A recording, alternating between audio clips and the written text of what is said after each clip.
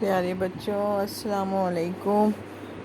آج میں آپ کو ایسی قصہ سناؤں گی جو قرآن پاک میں سورہ بقرہ میں آیا ہے، اور اس میں جو لوگوں نے اللہ کی نافرمانی کی تھی ان کو اللہ تعالیٰ نے جو سزا دی تھی اس کے متعلق ذکر ہے۔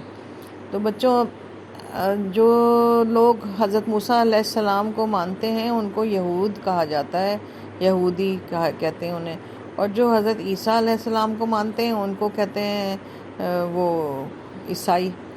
تو یہود بنی اسرائیل جو تھے وہ یہودی تھے، وہ حضرت موسیٰ علیہ السلام کو مانتے تھے۔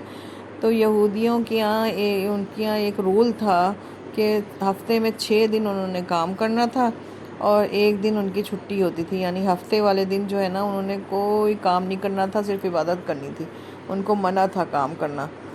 تو بچوں، ایسا ہوا کہ ان کے یہاں ایک جو تالاب تھا اس میں جو ہے نا مچھلیاں اس سے پکڑ کے اس سے وہ کھانا وانا پکاتے تھے، اپنا خوراک کی ضرورت پوری کرتے تھے۔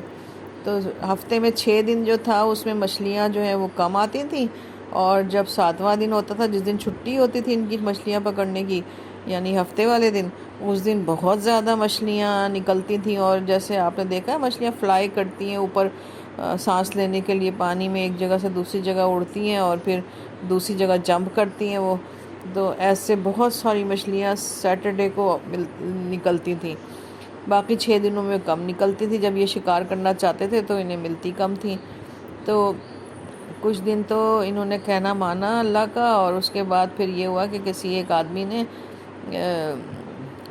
اس کو تھرسڈے کو ڈال دیا جال اس میں، اور اس میں جب تھرسڈے نہیں فرائیڈے کو ڈال دیا جال اس میں، اور جب سیٹرڈے کو مچھلیاں بہت زیادہ تھیں تو وہ جال میں آ گئی، اور پھر اس نے سنڈے کو نکال لی۔ تو وہ لوگ بڑے حیران ہوئے کہ اس کے پاس کہاں سے اتنی مچھلیاں آئیں۔ تو اس نے کہا کہ میں تمہیں ترکیب بتاتا ہوں۔ بچوں، شیطان نے اسے بہکا دیا تھا نا۔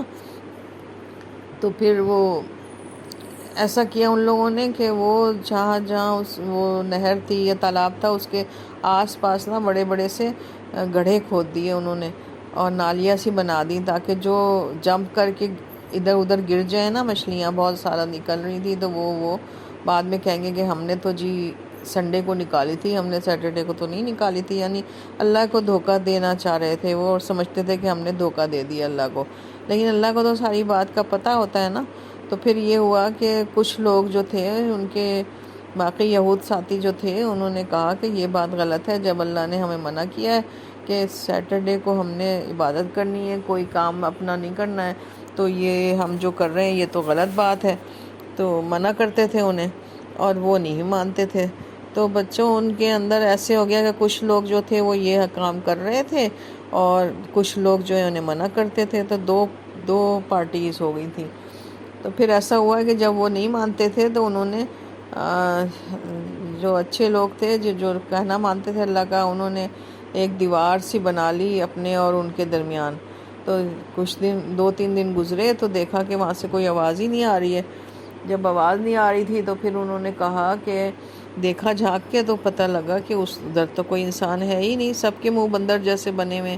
اور اس قصے کا ذکر بچوں سورہ بقرہ میں بھی ہے کہ سبت والے دن کی جس نے خلاف ورزی کی تھی ان کے سب پہ بندر بننے کا عذاب اللہ تعالیٰ نے دے دیا تھا۔ وہ 3 دن جو ہے نا وہ بہت روتے تھے، موت سے پہلے 3 دن تک ان کو جو ہے نا وہ بندر کی شکل میں رہے، اور 3 دن کے بعد اللہ نے انہیں ختم کر دیا ساری اس جنریشن کو۔ تو بچوں، پتہ یہ لگا کہ ہمیں ہر بات اللہ کی ماننی ہے، جو اللہ تعالیٰ نے اپنے پیغمبروں کے ذریعے ہمیں بتائی ہے اس پہ ہمیں عمل کرنا چاہیے، اور اس سے کے خلاف نہیں کرنا چاہیے، ورنہ پھر اللہ تعالیٰ ناراض ہوتے ہیں۔ اللہ تعالیٰ ہمیں اپنی ناراضگی سے بچائے۔ ٹھیک ہے بچوں، اللہ حافظ۔